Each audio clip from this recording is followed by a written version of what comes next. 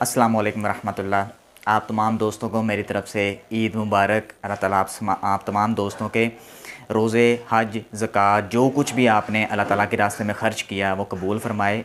और सहाबा इकराम का तर्ज़ अमल था कि वो 6 महीने दुआ किया करते थे कि अल्लाह ताला जो हमने रमज़ान में किया, इबादत की, रोज़े रखे, नमाज़ें पढ़ी, दिन का क़याम और रात का सियाम किया, वो अपनी बारगाह के अंदर कबूल व मंजूर फरमाना। और जो 6 महीने बच जाते थे वो ये दुआ करते थे कि अल्लाह ताला आइंदा रमज़ान भी हमारे नसीब में फरमाना, कि आने वाला रमज़ान हमारे नसीब में हो, हमारी सांसें वहाँ तक बाकी रहें।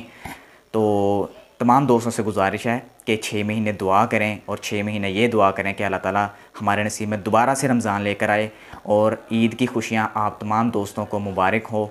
और अपने अज़ीज़ व अक़ारब को भी याद रखें, अपने दोस्तों को भी याद रखें, खुश हो के मिले, दिलों को साफ़ करें, क्योंकि इस ईद का मकसद यही होता है कि दिलों को साफ़ नहीं जब तक करेंगे तब तक ना तो उस रमज़ान का कोई फ़ायदा और ना ही इस ईद का कोई फ़ायदा होगा।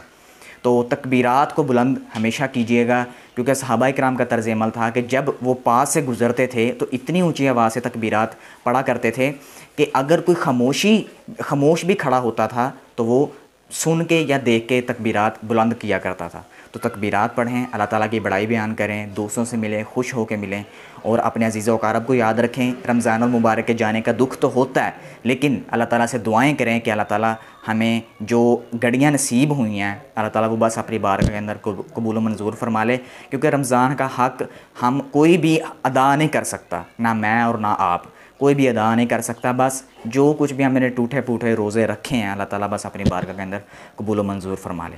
आमीन।